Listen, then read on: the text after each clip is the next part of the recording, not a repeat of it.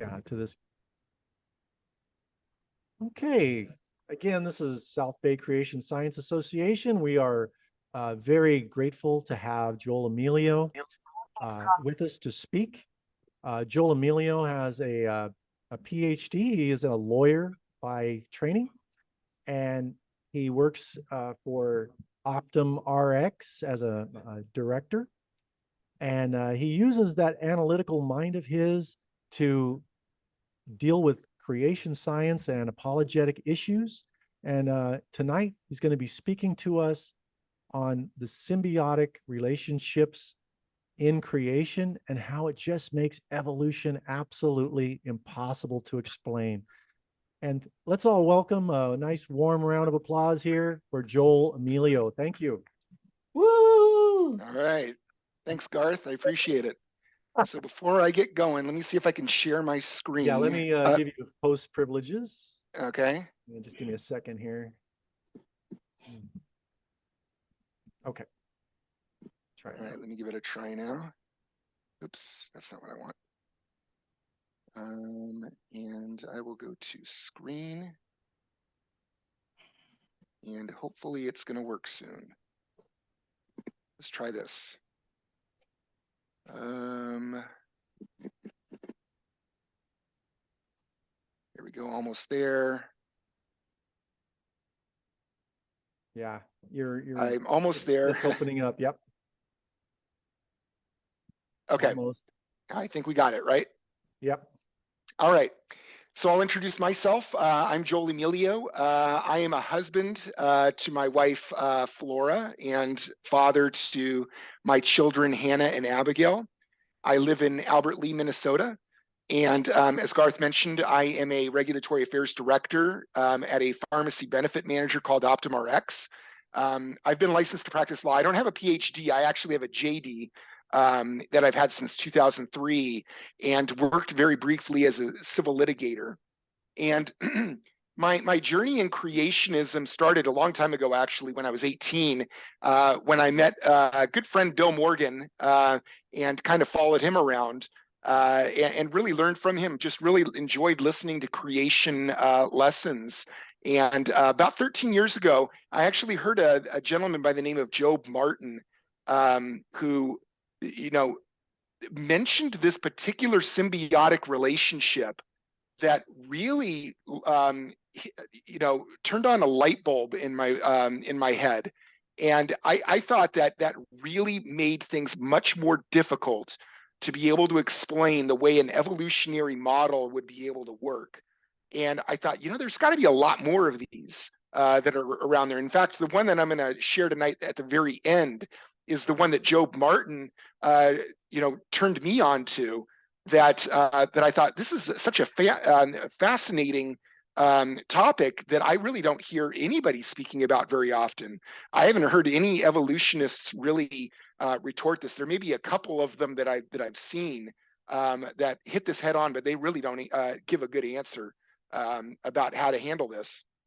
And what I really like about this is that I'm not that smart, honestly. I'm not at the level that a lot of other people are at, and I don't believe that a lot of people are at the PhD level, and it really gravitates to me because I like to speak to things at a fifth grade level that people are going to be able to understand on a particular topic.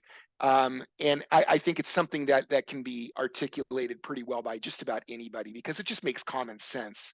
So, it really intrigued me because the existence of ecosystems that you see in plants and animal relationships and other organisms that you see that are reliant on one another is such a simple argument that just points to having to need a creator in order to put all of this together.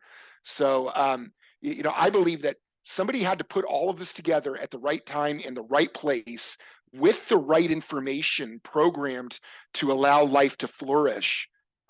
So, just speaking more about this topic, I don't think it's more persuasive than other testimony that you're going to see on things like fossil evidence or DNA evidence or how our cell is structured. But this evidence I think, like I said, if you're to take a couple of these examples and just ask how is it possible that this could have happened over millions and billions of years, I don't think that there are going to be people who are going to have a good explanation for it. And if somebody's really honest, you might be able to open a door with them, just to be able to start an icebreaker with them, and to be able to get the gospel message out. But like I said before, I think that they've really tried to have answers for how matter in the universe begins, how life began. I think it's all full of holes, but this one they haven't even explored at all. And I think that the ability for people who have no interest in this at all, it's very difficult to deceive with information like this. Um, as an attorney, I believe this is a smoking gun. When I look at plant and animal relationships, I don't want to be disrespectful, but any atheist that continues, even in the light of this information, believing that there is no God, I don't find them to be any more credible than a flat Earth proponent. Honestly, I just don't. I don't think it works. And I say this based on atheists I've actually met, who I've spoken to about this, who have dismissed it because they really didn't have an answer either, and I haven't heard any meaningful counter arguments from them. So ultimately, when we look at symbiotic relationships, there's some questions that you want to ask yourself, and just to see, does this make common sense? Does this make sense at all? When you're looking at this, that this would happen over a great amount, a period of time. So the first question is, let me do this. Let me see if it's there. Nope, it's not there. I'll get to this in a second. First question I'd ask is, can the origin of symbiotic relationships be explained by gradual natural processes that evolved over millions and billions of years? So that's the first one. The second one is, how would some of these species survived independently without any other species that they're reliant on? Evolution doesn't get into that, at least none that I've seen. And then what naturally occurring processes gives these organisms information to get them to cooperate with one another? Information is a really big point. Think about how the information not only is part of a DNA strand, but information has to be out there that is something that let me do this. I see people joining. I'm going to admit them. How do you get the information to be able to cooperate and collaborate with something that's completely different, with a different species? So if atheists are going to explain all life as we see it as a progression from simple cells, they can't just focus on individual organisms and their supposed transitional species in a vacuum, without actually considering how their survival or extinction affects other organisms around them. So also, when you think of ecosystems, you should think of in terms of intelligence and programming. The same way intelligent programming in that molecule, think of that, how that's necessary to benefit an ecosystem. So that programming needs to be explained. There is information that's available in the ecosystem, but how did it get programmed? Who put it there? The examples I'm going to show you demonstrate that someone had to have programmed these unrelated organisms to work together. Survival of the fittest is not going to be sufficient to explain how they sometimes suspend survival instincts in order to accomplish a goal for another organism. It's almost as if the plants and the animals exhibit reason and understand purpose of other organisms. How can that be without a creator? When I have a couple of cats, if they see an insect or something, they're not looking to see if they can get something out of it or help that. They're trying to kill it. They're trying to kill any mouse that they see. They're trying to go after the squirrels that they see in the backyard. I see that in all of creation, but not with these symbiotic relationships. Why is this different? How would this have happened over a great amount of time? So you're going to see this in these examples that I'm going to provide. So first thing to remember is the purpose of many evolutionists, and that's what we have here in this first slide. According to Michael Denton, Darwin's chief impact on culture was to make atheism possible, or at least respectable. So you see here, I think this passage speaks to this. The fool says in his heart, there is no God. They are corrupt and their ways are vile. There is no one who does good. Do all these evildoers know nothing? They devour my people as though eating bread. They never call on God. Romans 1:20, everybody knows this one. For since the creation of the world, his invisible attributes are clearly seen, being understood by the things that are made, even his eternal power and Godhead, so that they are without excuse. All people can see evidence for their creator and have no excuse not to give him glory. I think there are some people who are truly interested in hearing this and that they have been deceived. And we have to have a heart, like Garth said, to be able to show love and to understand that many people may not have heard this. But then there are others who have this attitude that even in the face of this, they're not going to listen. And that's something just to keep in mind, that it has nothing to do with the respectability of our arguments or the validity of them. It's really that they just want to continue sinning. So that's, I think, the different considerations we need to have when we're talking to people. Next one, let me see here. I'll get to this in a second. So how do evolutionists attempt to explain creation without a creator? Very simply, all life we see today started from a primitive form of bacteria, and then gradually and over a great amount of time, small genetic changes occurred in that original life through beneficial mutations, natural selection to give us all the life as we see it today. So it's a very simple summary, but I think that kind of speaks to what they believe. But there are problems with evolution. So within organisms, we see irreducible complexity within particular biological systems, and parts where small modifications over a long period of time would not be possible in order to be able to function. This works with both just regular organisms in a vacuum and also with the systems that they impact. What we observe from mutations is regression, not progression. We don't see new information being programmed or any new systems or parts generated when organisms reproduce. I have a video where there's a lot of misinformation when you can clearly see that all they're looking at within a particular ocean environment are different varieties. And they're trying to prove the argument that they're continuing to learn. This organism is continuing to learn and improve, but you just don't see that. All you see is loss of information. You don't see any new gain of information. It's something that you really have to be sensitive to. You also have to keep in mind that there is an existence of balance in ecosystems that make no sense if changes occurred over long periods of time. We don't see anything in the fossil record that would explain how these ecosystems could flourish without necessary species existing at the same time and place. And then the last one that I have here, plants and animals often rely on specialist organisms to provide for survival and reproductive functions that they can't perform by themselves. So we're also going to see that they help curb or eliminate harmful species that would destroy ecosystems if they were allowed to remain unchecked. So, this is all of these are really important factors that go into, why it's not the simplest explanation. It doesn't make the most sense. So speaking about irreducible complexity, there's a quote by Dave Hunt that I want to bring in.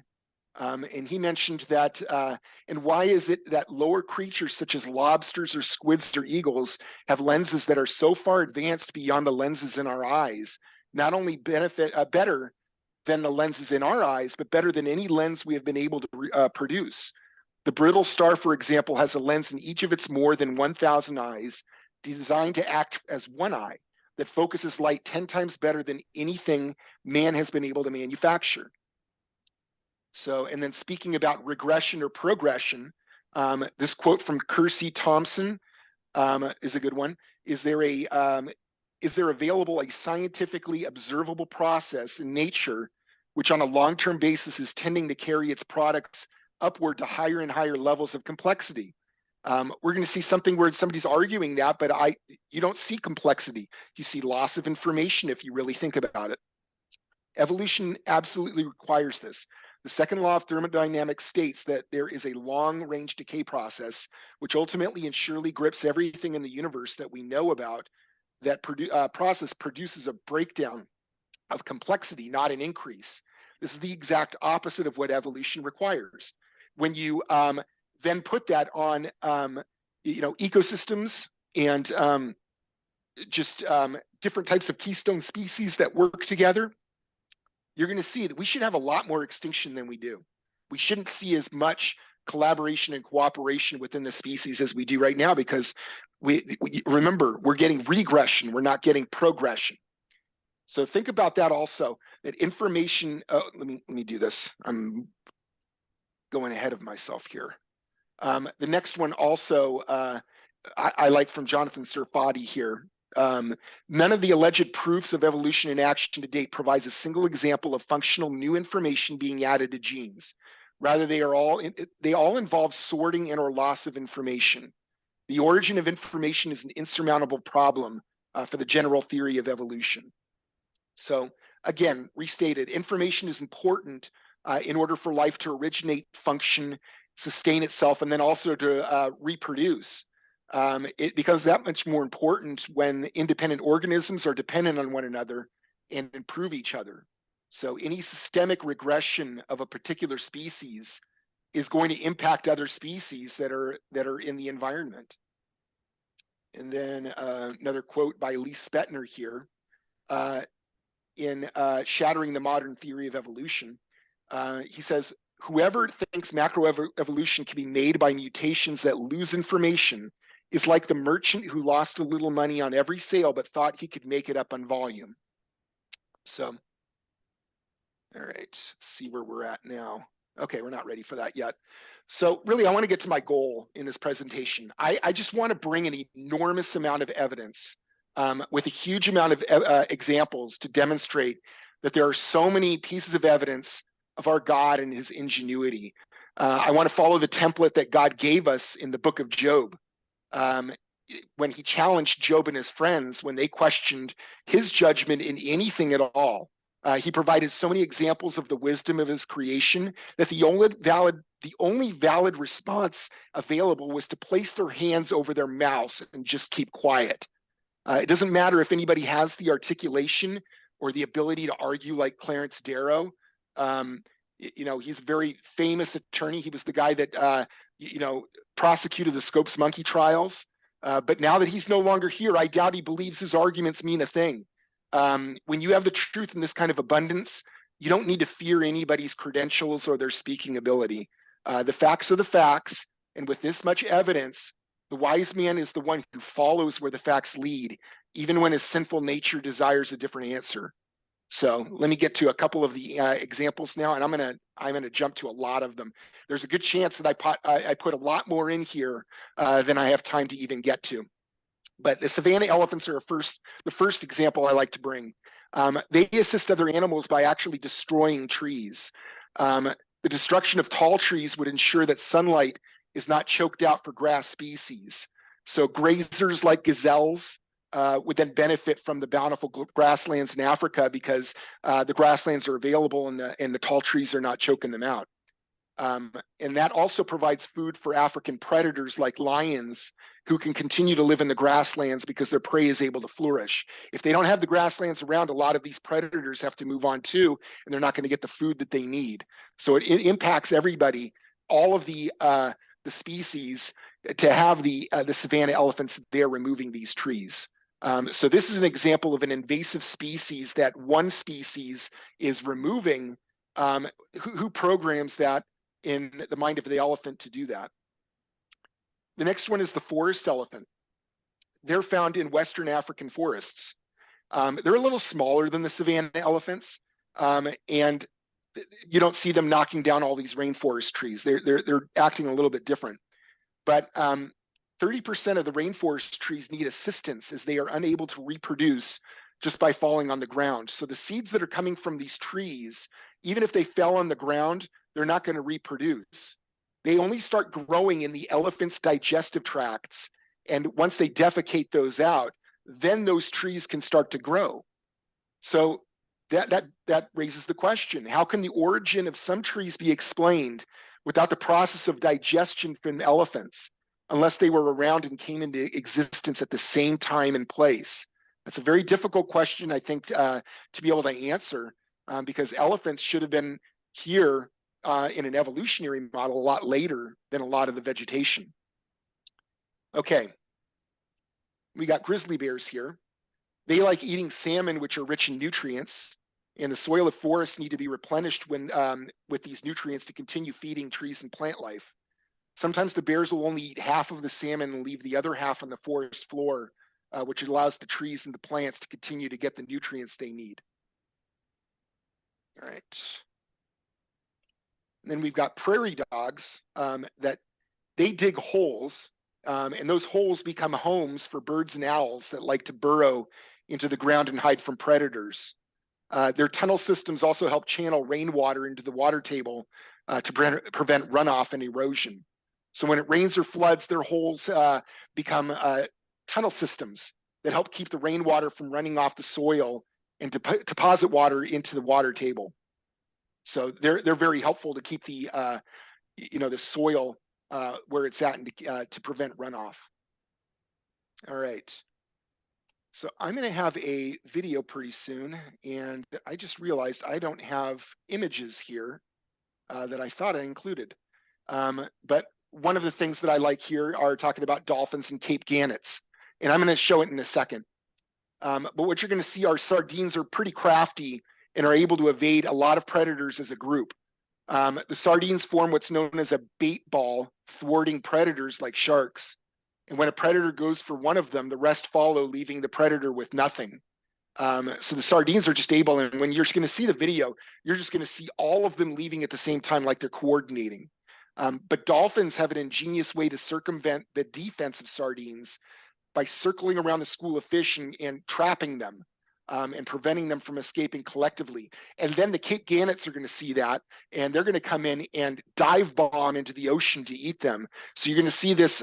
They don't show the dolphins' role as much, but there are other videos if you want to YouTube this that demonstrate how the dolphins and the Cape gannets work together. But really, what I want to show is the ingenuity in the makeup of the Cape gannet, because just the fact that it's able to do this at a speed of 60 miles an hour without breaking its neck is incredible. So let me do this. I'm going to leave the presentation real quick, and I'm going to see if this works. And I don't want to close out of my meeting.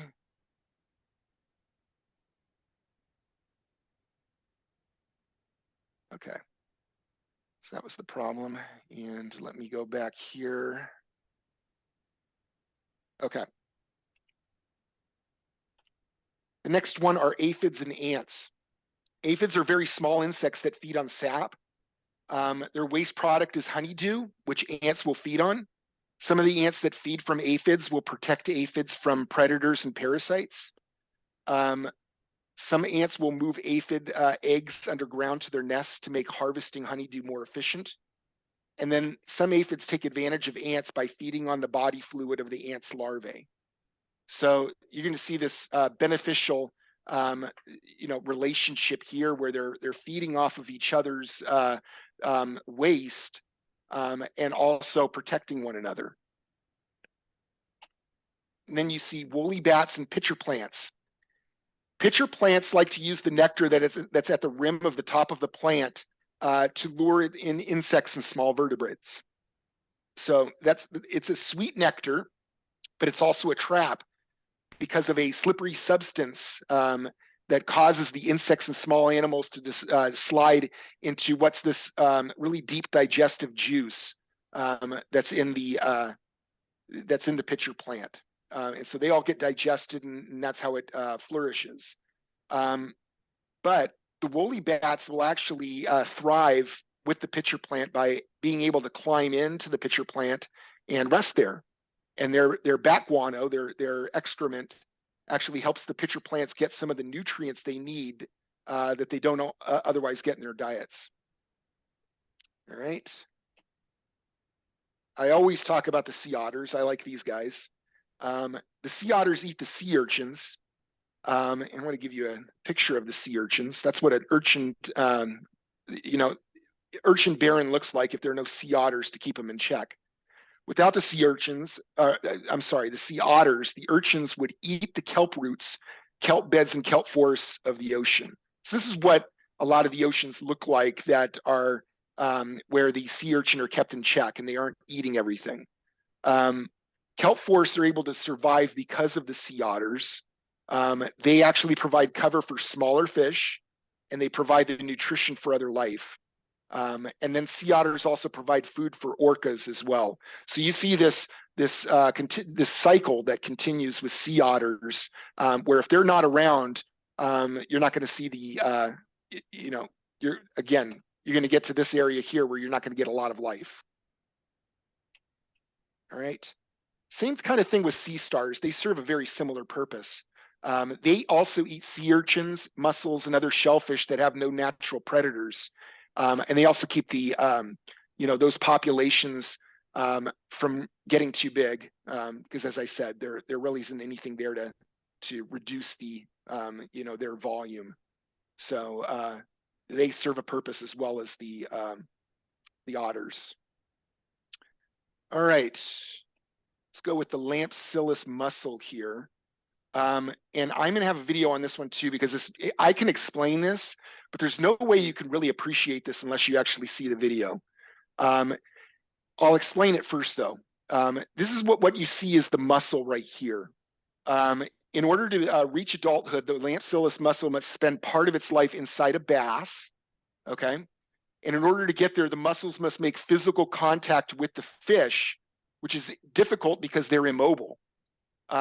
Bass like to feed on the smaller fish. The Lampsilus mussel has an appendage right here. This is actually not a fish. This is an appendage. It appears to be a perfect likeness of a small fish, but it is really a lure that moves like a fish and gets bass within striking range. So like I said, you're gonna see this and it's gonna be just incredible. The mussel actually doesn't have eyes, but it can sense a fish is approaching somehow, and it wriggles its lure faster to entice them. When the bass takes the bait, the mussel squirts its young into the bass's mouth, and then the young then spring shut on the gills of the bass and draw blood from it. And then a few weeks later, the young are going to drop off as tiny, full-formed mussels. So it looks like a parasitic relationship, but it's still incredible nonetheless. So what you would ask yourself when you see this are how natural processes could cause an appendage to look like a perfect fish in order to survive, especially since they can't see. So let me do this. I'm going to exit again, and let me show you the video. I'm hoping this is working, where you're actually seeing what I'm showing here. I don't want to show the whole thing though, so let me move here. Okay, so that's the appendage. You're seeing that. It looks like it even has a fish eye right here. It's incredible. It looks just like a fish, and these bass are not sure what they're looking at here. They're thinking they've got food coming.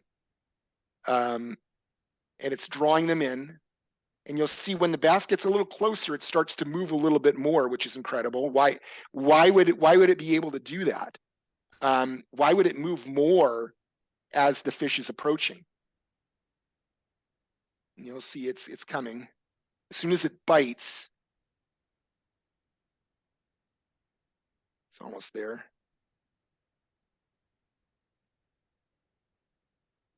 It attacks, and then the young are fed into the gills of the bass, and you're going to see the small little microscopic guys that are then springing shut on the gills of the bass. It's incredible stuff. But this is the only way they can make it. They have to feed on the bloodstream of the lungs of a fish in order to reproduce. So, and what I don't like is they have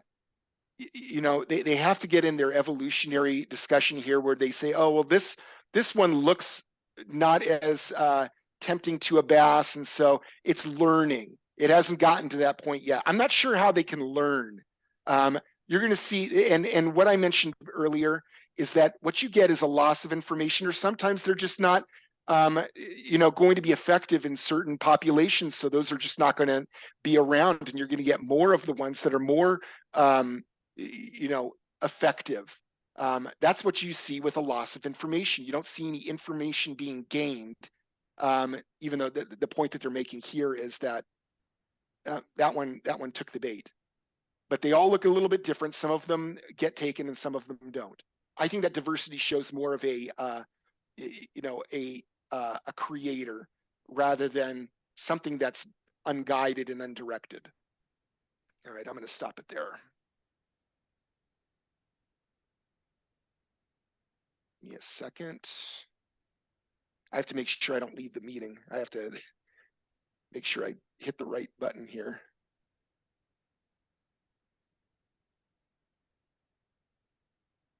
Okay. All right. Let's go to the next one, the clownfish. The clownfish live with sea anemones. The anemone protects the clownfish from predators by using its tentacles to sting. Clownfish are not good swimmers, and they need the protection of the anemone from predators. They have a special mucus on the clownfish that protects it from the stinging tentacles of the anemones. The fecal matter of the clownfish serves as nutrition to the anemone. Some clownfish actually feed the anemone. There are predators like butterfly fish that eat organisms like the anemone, and the job of the clownfish is to chase those guys away. So the clownfish actually eat small invertebrates also, which sometimes feed on the anemone. There's a cool fact: they are actually a sequential hermaphrodite. The only two dominant clownfish are permitted in a group to mate. When the female clownfish dies, one of the dominant males will become a female. So I'm going to make a silly point, but it's important nonetheless. This is a fish. This is not a human. I'm going to leave it there. This type of fish is physically able to transition due to environmental pressures. Okay, so good question to ask. How would the clownfish develop the right protective mucus? Also, how would they know to protect and nurture the anemone? And then how do the clownfish develop the ability to change their sex and the timing? This had to have been programmed by a creator. All right. The goby fish is next. Go to the next one here. The goby fish lives in symbiosis with a shrimp. The shrimp burrows a hole in the ocean floor. The burrow provides a place for the goby to retreat when there's danger and a place to lay eggs. The shrimp has bad eyesight, so it relies on the goby and allows it to be in there with it. If the goby senses danger, it will poke the shrimp with its tail, and both will retreat into the burrow. All right, this one's incredible. This is a swollen thorn acacia. This is a tree found in Mexico and Central America that has thorns. You do not want to get too close to this one because it has colonies of stinging ants that burrow out the thorns of the tree where they implant their larvae. There are detachable tips of the plant called Beltian bodies that are rich in lipids, sugars, and proteins. The Beltian bodies have no known use to the plant, but instead are food for the stinging ants. If the tree gets threatened at all, or if the ants feel like there's a threat, they're going to release an alarm pheromone that summons the ants out of the thorns.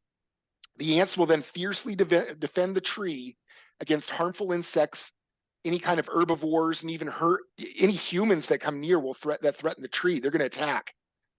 Livestock have been known to sense the pheromones and avoid the tree altogether. If there are plants that are growing too fast and then they threaten to choke out the trees from the sunlight, the ants will break down and remove the plants. The trees also benefit by the burrowing ants in that they grow faster and live longer. So how's that possible? How is it that the life cycle of the tree actually improves if those ants are, there with them? And there are these trees that don't have the ants that burrow in. We've seen examples of elephants that have turned those things over completely because there were no ants to protect them. Okay. So question, how could this relationship have taken millions of years to develop? each organism would need to alter its genetics somehow to benefit the other. How would that happen? So that's how we have to, what we have to consider. All right. This next one, I'm going to give credit to my daughter, Abigail, the young one, because she has a devotional book that talked about vultures. This one is a bearded vulture. Vultures play an important role in ecosystems. They keep their environments clean, and their digestive systems are just incredible. They're specially created to eat rotten meat. Different types of vultures have very strong stomach acid, some of which can break down solid bone in 24 hours. Bones and bone marrow account for 85% of this particular vulture's diet. Their stomach acid is so strong that it can kill pathogens like anthrax, botulinum toxin, I think I said that right, and then the rabies virus. Without vultures, there would be an enormous amount of rotting roadkill in particular areas. And then, of course, a lot of the carcasses that they eat are diseased. And so they're going to save a lot of animals from that, by clearing those things away. And then there's a cool fact. I mean, one of the vultures that's around us in our area in Albert Lea are turkey vultures. These particular ones, if they feel threatened, they vomit toward their attackers with potent acid, and they're able to escape. Kind of the way you think that a skunk would, although they're vomiting on their prey or their attackers. Excuse me. So I will not be getting near any of those guys. All right. So next is wolves at Yellowstone National Park. In the 1920s, rangers hunted and killed all of the wolves out of Yellowstone National Park. Over the next 70 years, Yellowstone noticed significant changes to the environment. We started to see a lot more elk where the population was getting to be unchecked. Elk started to eat a lot of the aspen and spruce trees before they could grow to be tall. And without those trees, there was no longer any shade for streams of water. That killed off a lot of the organisms that required the streams. So the elk ended up overgrazing the grasslands since there was no other natural predator to control them. The reason the wolves were killed off back then was because they were straying off and killing a lot of livestock that were nearby. And so it's just a misguided, decision by a lot of ranchers to kill off the wolves. But in 1995, they saw that the elk were just such a huge problem that they decided to introduce wolves back to Yosemite, did I say Yosemite? Yellowstone, to control the population of elk and moose. So they've called the reintroduction a success since they have seen aspen trees flourish again. All right. Then we've got hippopotamuses. They're known as the water horse. I'm not going to speak too long on these guys, but their feces serve as food for microorganisms. And then the microorganisms that you see feed on the feces are food for some fish. And then you see these little birds up here. These are like hammerhead storks and cattle egrets. They use the hippos as perches because they're looking for the fish. But they're also pecking off, the insects on the skin of the hippos while they're there. A lot of the flies and the ticks, a lot of the, just the bad bugs that are there. But this is a cool thing. Why would the hippo allow this unless it's programmed? They're very, territorial. They don't want any other animals around here. So how would they know that these guys are okay and that they're benefiting from them? That has to be programmed in. Then you've got blue jays and oak trees.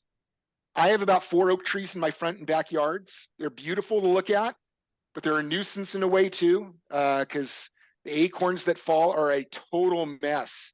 They're good for nothing. We get buckets of them every year. They bring us a lot of squirrels too. So what we know about oak trees is that the acorns need to be about 20 to 30 meters away from the host oak tree in order to survive and grow into a new oak tree. If they get too close together, they could grow, but they could also be stealing from the same water source as the parent trees. This may result in dead, dry trees that are at risk for forest fires. The acorns are not, they're too heavy for wind to blow them away. And squirrels don't spread them out far enough from the tree. But we know that blue jays have a symbiotic relationship with oak trees, and they can carry as many as 3 to 4 nuts in their beaks and bury them in the ground, sometimes a mile away, which is 14 football fields away. And then when they forget about some of their cache that they bury, those will grow into oak trees. All right. I think I've used up a lot of time, so I may start going pretty quickly here. We know that beavers build dams, canals, and lodges. And while they're using those for their lodges, that also actually benefits the fish, the turtles, the frogs, and the ducks, and the other birds that need that area in order for safety. And also a fun fact is they have transparent eyelids. That seems like an irreducible complexity to me.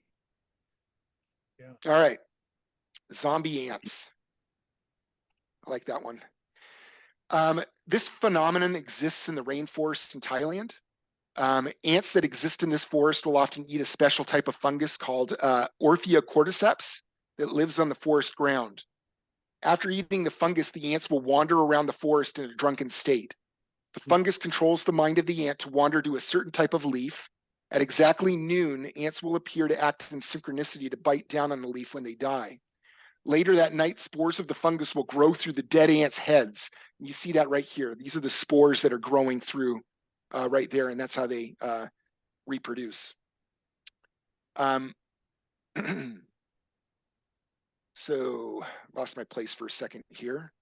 The fungus actually controls the mind of the ant to wander to a certain type of leaf. At exactly noon, I'm sorry. Yeah, the ants act in synchronicity to bite down on the leaf. Later, the spores of the fungus will grow at night through the dead ants' heads. We know that the fungus can't spread without a host organism, so we need to ask, how the fungus could have originated, without being there at the same time with the ants. So, how does it control the mind of the ant to be able to tell it where to go? I think that's going to be something that a lot of scientists can't answer. And I actually posed this to an atheist in Orange County. He actually gave me the next one, but he kind of sloughed this off. So I don't think there's an answer here. What's also cool about this particular fungus isn't completely destructive, since it is infected by another parasite, a different fungus, that then limits its ability to reproduce and overwhelm ant colonies. So it essentially castrates part of the fungus so that it doesn't completely kill off colonies. So there are other types of, I have videos on some of these. You see zombie snails.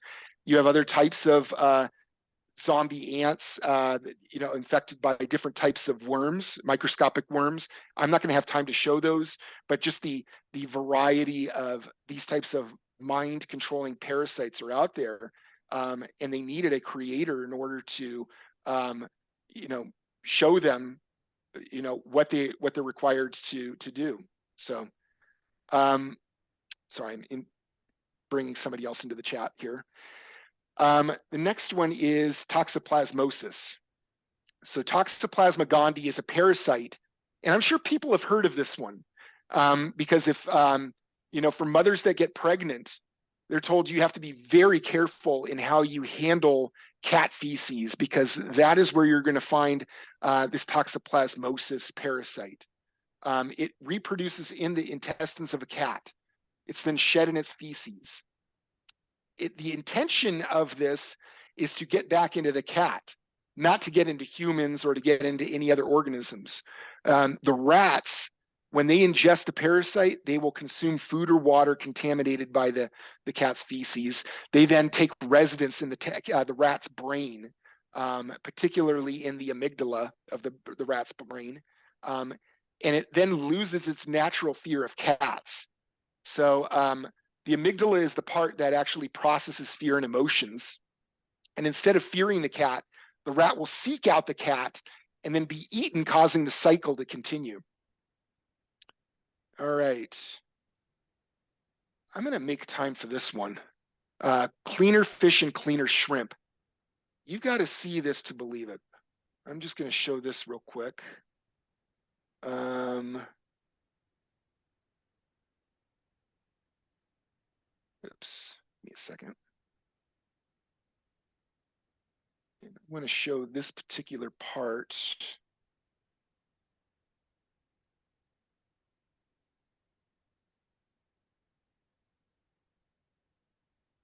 All right, watch this. I think this is a moray eel, if I'm right. These things are, I'm afraid of these things. But look what this guy is doing. This is incredible. These guys, the job is to pick and eat all of the dead skin. You see that? And they're picking all of the parasites that they see when they get in there. I honestly, this would cause me gag reflux. Yeah. I don't know how this thing is able to handle it. It's incredible.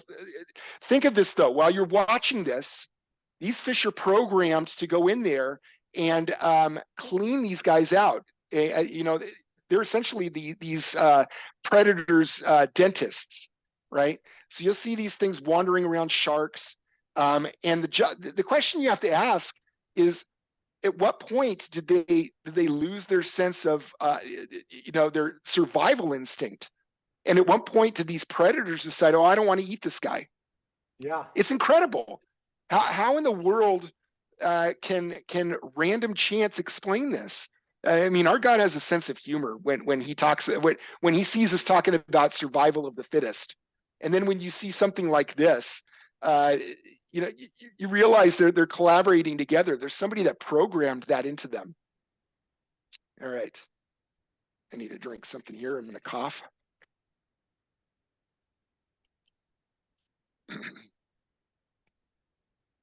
Back to my presentation here.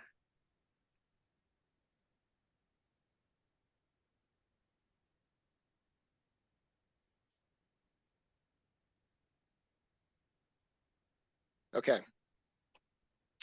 All right. This is not really a symbiotic relationship, but I always have to talk about this. I'm not going to talk too long on this one because I think I'm running out of time. But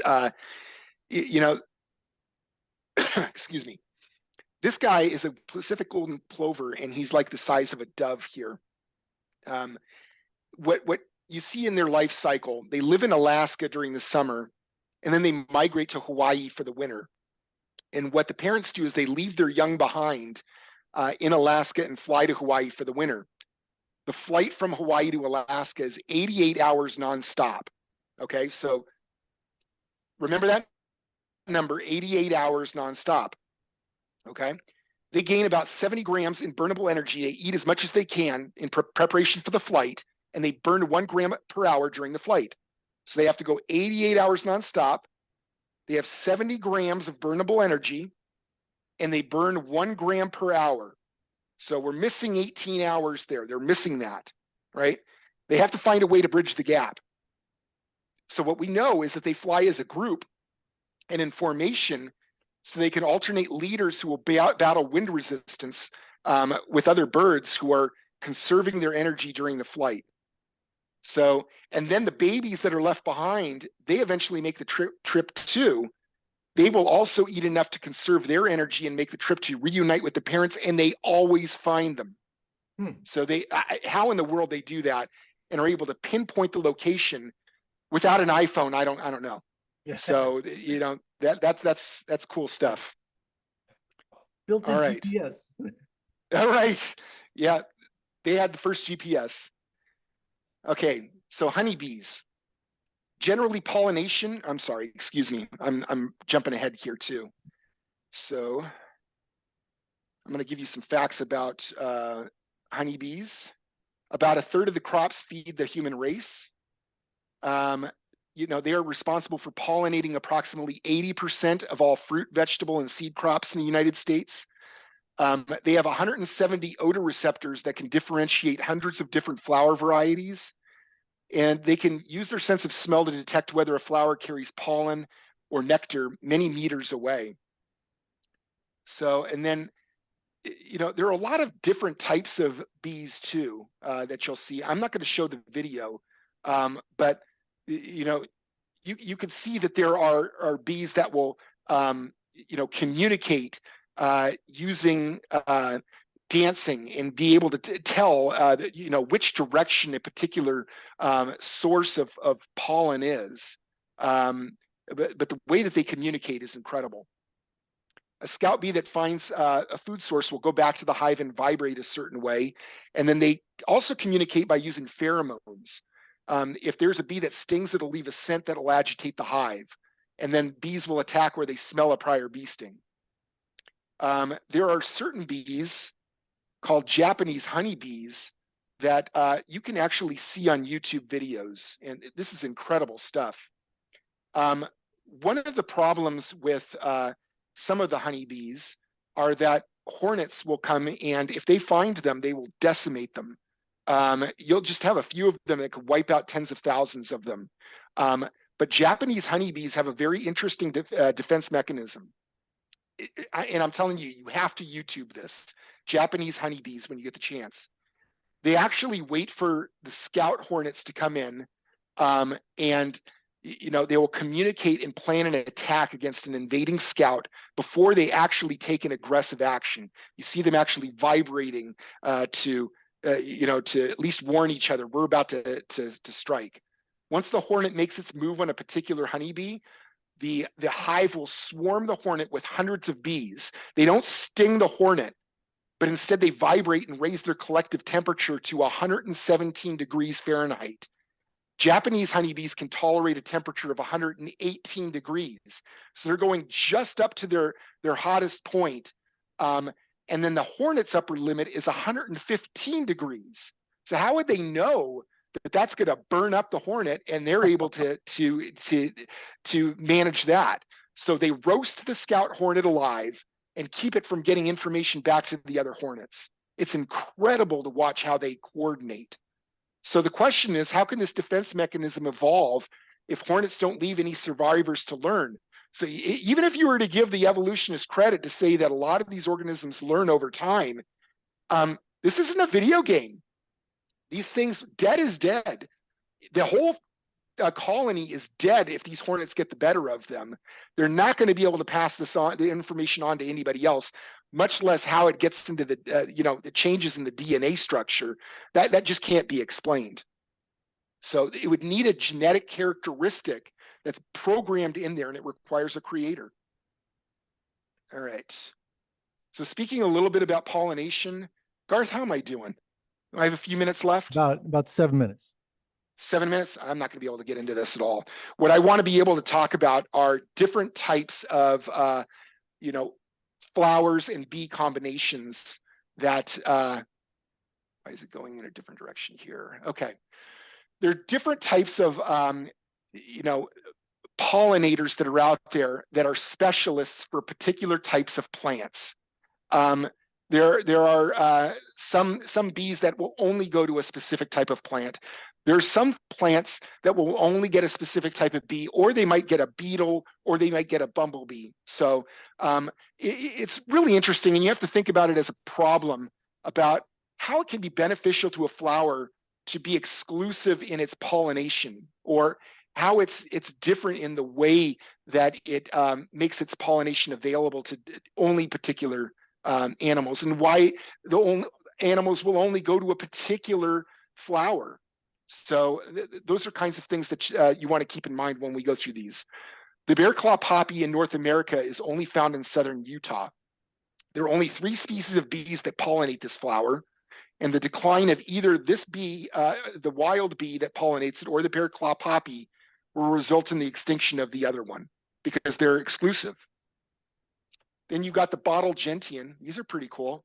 They're found in Vermont, Virginia, and Missouri.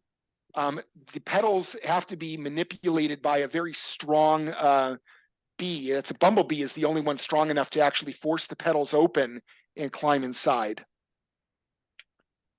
Then you got the Turk's cap lily. You can see that only butterflies are able to to work this because they don't have landing pads for beetles or bees to assist in the pollination. So they are exclusively pollinated by swallowtail butterflies.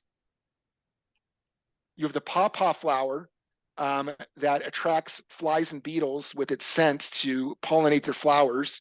I think this smells like rotten flesh. I think that's what this one smells like.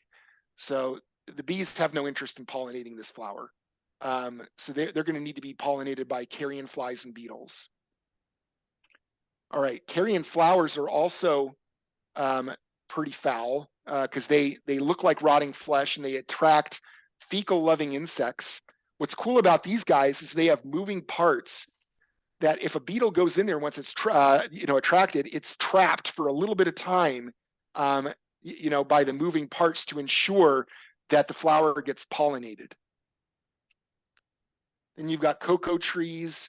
These are pollinated exclusively by little tiny flies known as midges. You've got, I saw this one, I think, in Arizona. I think Dr. Cazell showed me this one. The yucca plant and the yucca moth. They have a symbiotic relationship with the yucca plant. The female moth will gather pollen. She lays a few of her eggs in each selected ovary of the yucca plant. She then purposefully pollinates the flower. The fruit of the flower feeds the larvae, and when the larvae is fully grown, it drops into the ground, buries itself, and forms a cocoon around itself. Yucca moths emerge from their cocoons at the time the yucca flower blossoms. And let me skip this one. Let's go to fig trees. All right, I have a nice little segue that I'm going to use with this one. The fig trees are pollinated by fig wasps. Fig wasps enter through a tiny pore inside a flower within an immature fruit. Once the mother enters the pore, she's too confined to be able to get out. She's eventually going to die there. So she dies, ensuring her brood is going to survive. The wasps lay eggs and pollinate the tiny flowers at the same time. The fig seeds nourish the wasp's offspring. This is a nice reminder of Easter, since tomorrow is Good Friday. Or, I'm sorry, it's Palm Sunday. Excuse me, lost my train of thought. I think this is a good icebreaker to the gospel, because what does this remind us of? So he was wounded for our transgressions. He was crushed for our iniquities. Upon him was the chastisement that brought us peace, and with his stripes we are healed. This one I just read in my quiet time. For when we were still without strength, in due time Christ died for the ungodly. For scarcely for a righteous man will one die, yet perhaps for a good man someone would even dare to die. But God demonstrates his own love towards us, in that while we were still sinners, Christ died for us. So I think that the fig tree is it's an imperfect one, because Christ rose from the dead too. But you could see this is somewhat of an image that Christ died for his children here. And then this is where our hope comes from. 1 Corinthians 15:20-23. But now Christ is risen from the dead and has become the first fruits of those who have fallen asleep. For since by man came death, by man also came the resurrection of the dead. For as in Adam all die, even so in Christ all shall be made alive. But each one is in his own order. Christ the first fruits, afterwards those who are Christ's at his coming. This is my blessed hope. This is my favorite chapter in the entire Bible, as far as I'm concerned, because we do have a hope. And it's more than just this intellectual understanding of Christ. He has a promise that he's giving us. We have a promise of a hope and resurrection and restoration by the same God who ingeniously created all things and all relationships. So we see this beauty in our creation that's even corrupted by sin and death. What does the next life look like when that's restored? It's just incredible to think about. This is the last one I want to bring up before we conclude. The orchid bee. This is the one that I saw from Job Martin that just it was so incredible. The male orchid bee will go to a specific type of orchid plant that it uses as a perfume. It rubs against the plant and inadvertently pollinates it. So the male orchid bee pollinates that plant. Then it needs that pollen in order to get the scent to be able to attract a female orchid bee in order to procreate. The female orchid bee then pollinates a Brazil nut tree. The female orchid bee is the only bee that has a long enough tongue to maneuver through the petals of this flower. The pollinated Brazil nut flower then produces these pods. You see, these things are huge. They're like coconuts. And they've got such a hard shell that really nothing is going to be able to, to open these things up and allow the Brazil nut tree to reproduce.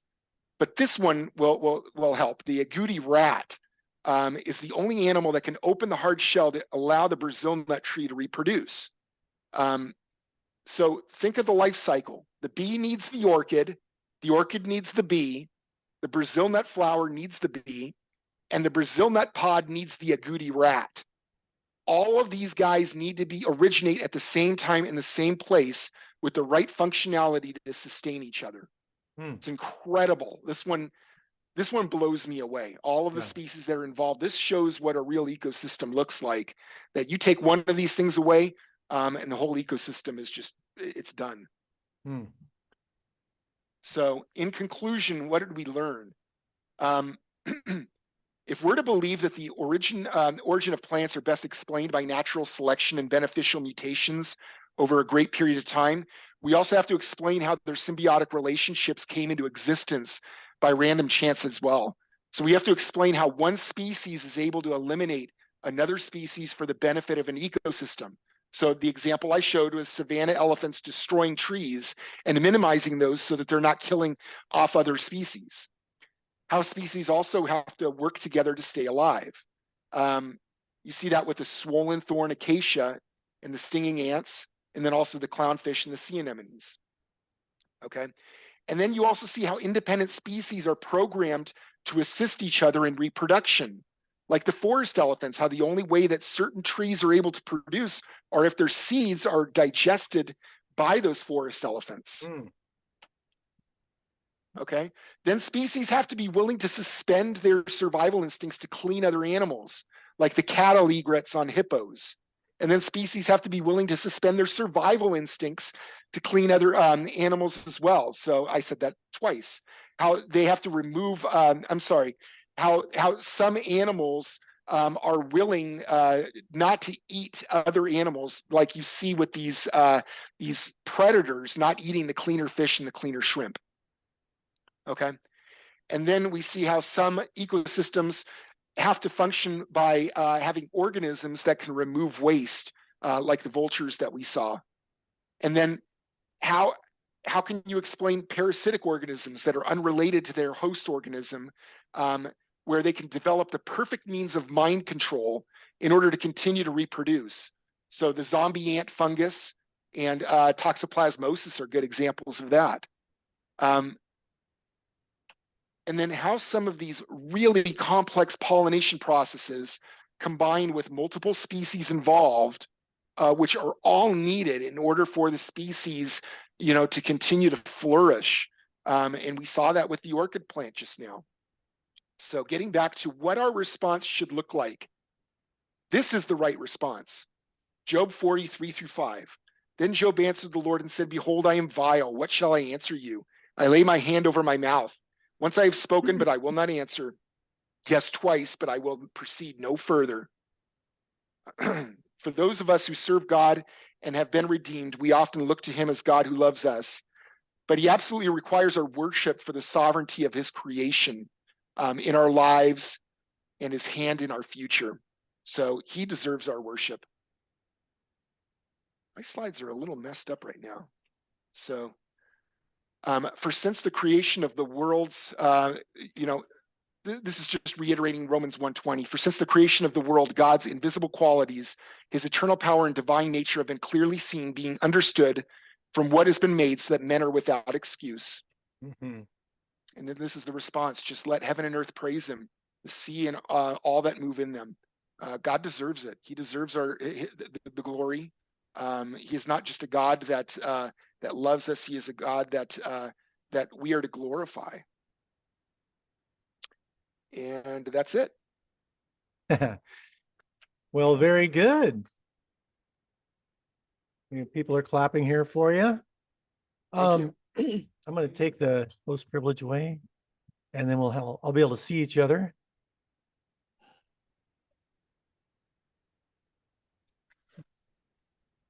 Reclaim host. There we go. Okay, there we go. Sorry, I'm clearing my throat. Can you hear me okay, Joel? Yes. Okay. So, Joel, I got a joke for you. Yeah. A parasite walks into a bar, and the parasite says, asks for a drink, and the bartender says, "Hey, We don't serve your kind here.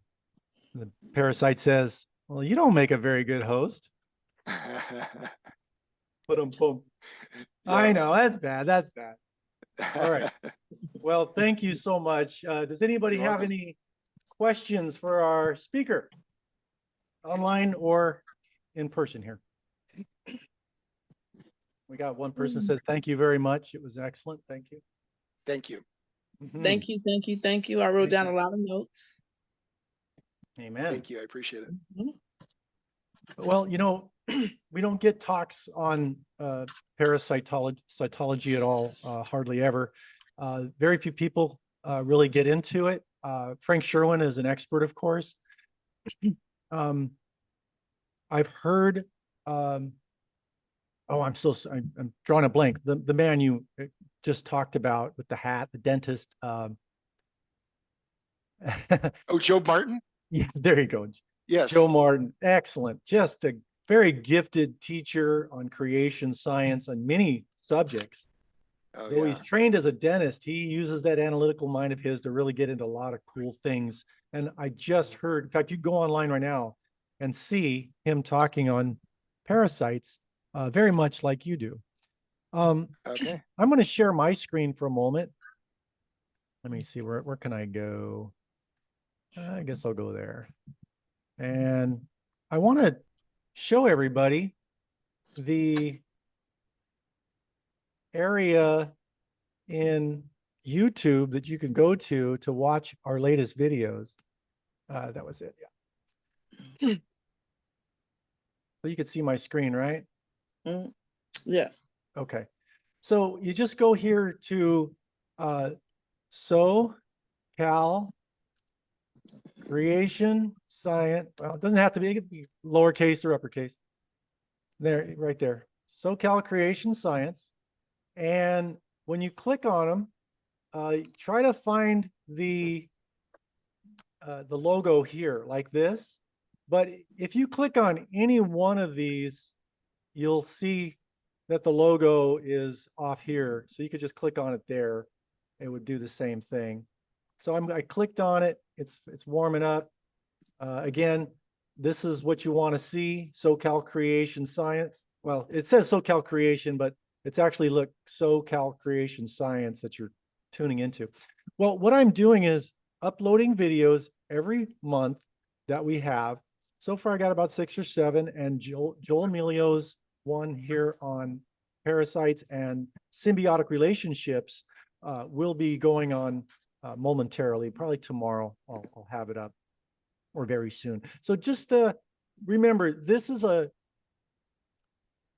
resource for you guys. You could go to home, which is what you see here. But if you go to videos, that's kind of in the order that I uploaded them.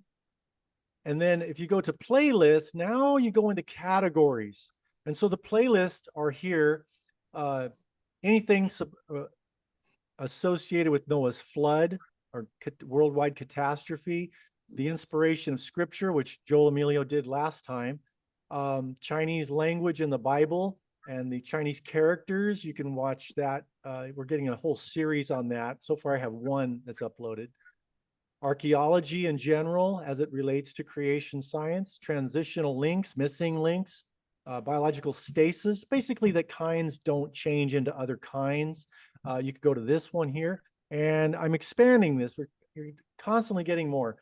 Time and the age of creation, thousands, not millions of years, and the evidence for it. That's what you want to click for that subject right here. Again, I'll be expanding these. I'm trying to think. I think this is considered design features. I'm probably going to make this design features, or uh, design features in creation, something like that. I'm probably going to make your talk, Joel, the start of a new category. So I'm just letting everybody know you have resources here. It's expanding, and it's our own local one. So it's kind of growing from scratch here. So God bless you guys. Use that as you can. Let me stop my sharing. Oh, is there anything else I want to share? Let me see. Yeah, that's it. Okay, so Joel, if you'll hold on just for a little bit, I'm going to have you close in prayer in just a moment, but I wanted to share a couple things. Real quick, if you do get my text with a link to join our Zoom meeting, please don't respond to any mass texts that I send out, but rather you can email me or text me directly as an individual. It kind of throws everybody else off to have multiple responses to text, and they keep checking them. And anyway, you get the idea. I want to read you some verses I read last time. We have a lot of people that were not here last month, so I want to read them again. We're going over a Bible verse that is talking about sharing our apologetics with those around us, being ready to give godly answers for biblical truth to those that we know and love, to those that we interact with on a daily basis, like work associates, things like that. People even you meet on the street, you go to the beach, you meet somebody, and they ask, or you bring up some topics and they start asking you questions. You need to have good answers. And these kind of things take time to develop. Coming to these meetings, you okay? Okay, I heard a noise. They will all help you to develop your responses so that I'm sorry, guys. I realize I am not on my video, so let me do that. There he goes. No longer a talking blank screen. There we go. Let me read this verse. It's 2 Timothy 2:22 through 26. And remember, we're trying to memorize verse 23. Now flee from youthful lust and pursue righteousness, faith, love, and peace with those who call on the Lord from a pure heart. But refuse foolish and ignorant speculations, knowing that they produce quarrels. The Lord's bondservants must not be quarrelsome, but be kind to all, skillful in teaching, patient when wrong, with gentleness correcting those who are in opposition. With gentleness correcting those who are in opposition, if perhaps God may grant them repentance leading to the knowledge of the truth, and they may come to their senses and escape the snare of the devil, having been held captive by him to do his will. Now that's gives you the full context of the verse I want you to try to memorize. And if anybody memorizes it, or if I don't know if you did, if anybody memorized it, please let me know. I want to let you encourage everybody to try to recite it. Now, in 2 Corinthians chapter 10, verses 3 through 5, it says, "For though we walk in the flesh, we do not war according to the flesh. For the weapons of our warfare are not of the flesh, are not carnal, but divinely powerful for the destruction of fortresses." What kind of fortresses? We are destroying speculations. So this is intellectual fortresses, concepts, destroying speculations and every lofty thought, lofty thing that raises up against the knowledge of God. And we are taking every thought captive to the obedience of Christ. So there was basically our spiritual warfare is an intellectual one as well. We have to be ready with good quality answers that defend the Bible and our faith to those who are around us, so that they'll see that it's a competent faith, it is a feasible faith, and that it makes sense. Now, if we can relate warfare, real warfare, to this spiritual and intellectual warfare, listen to what Moses was saying in Deuteronomy 20:2 through 4. When you are about to go into battle, he's giving instructions on what to do when they go into battle. "The priest shall come forward and address the army. He shall say," so the high priest will say this, "Hear, O Israel, today you are going into battle against your enemies. Do not be faint-hearted or afraid. Do not panic or be terrified by them. For the Lord your God is the one who goes with you to fight for you against your enemies to give you victory. Now, if our enemy is lies, is untruths, then the victory is to gain someone with the truth. If lies are holding them back, if misconceptions are holding them back, then the truth will win them over. And so you could just hear Jesus as our high priest, him speaking out, don't be afraid. I'm going with you. You say just a little bit, I will work with them to understand the truth. So we have an advantage. It's called the Holy Spirit. We do our best and he can just flourish it. And he will improve your capabilities along the way. Just go for it though. Step out. Yes, it's the Red Sea in front of you. It's impassable, but put your feet in the water and start to walk. He'll part the Red Sea. You will begin to win people for Christ. We just need to speak. He will bring the fish in. He will make that net grab all the abundance of fish, which when you saw that miracle in the Gospels happening, the experienced fishermen, the disciples were stunned. It just doesn't happen. You don't get giant fish caught in nets after fishing all night with no catch at all. So God is going to make us fishers of men, right? He's going to make us fishers of men. So be bold. Invite people to these meetings and tell others about Christ. Memorize that verse, 2 Timothy 2:23. Find a version you like. I like the New American Standard 2020 version. It's actually a little different than the 1995 version. It basically says apt to teach as opposed to skillful in teaching. I love the way skillful in teaching sounds. It just brings out the essence. We don't want to just be apt to teach. Some people don't even know what apt means, but we know what skillful means. It means you're good at it. And I want everybody to be encouraged to go for it. Just go for it. Step out. I guess that's it. And we will be I'm going to try to get Spike Sars to share with us next month on Starlight and Time. Well, God bless you. Joel, will you close us in a word of prayer? Yes. Father, we thank you for the ministry at South Bay Creation Science, Lord, and just the fruit that you're bringing here, Lord. Thank you for the examples in creation that we can use, and just to see, to be able to build ourselves up, to know that, Lord, that the evidence is there, to give us the confidence that that what we believe is not a blind faith, Lord, but it has substance, Lord. And I pray, Lord, that you give us opportunities to be able to share this with other people in the future, Lord. I also pray, Lord, that you help us to have that balance between being bold and sharing, but also being gentle, Lord. A balance that really we can only do if we're guided by your Spirit, Lord. We don't want to be Bible thumpers. We don't want to be people who are insensitive, but we also want to be truthful at the same time, Lord.